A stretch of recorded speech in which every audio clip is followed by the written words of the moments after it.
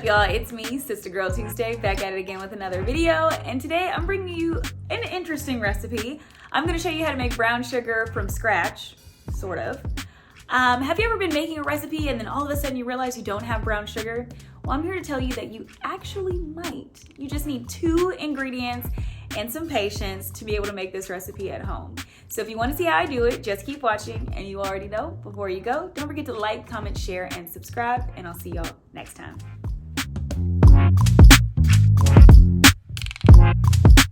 First thing you're going to do is add your 1 cup of sugar to a very large bowl that has high sides.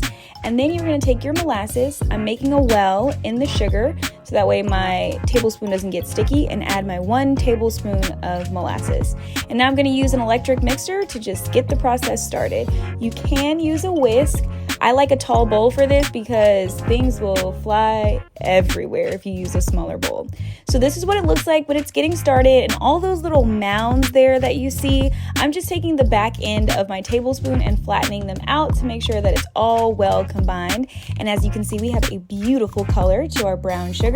And now I'm just transferring it into an airtight container for storage. All right, I'll pop the lid on it and go ahead and store it. And y'all, it was just that simple to make brown sugar at home.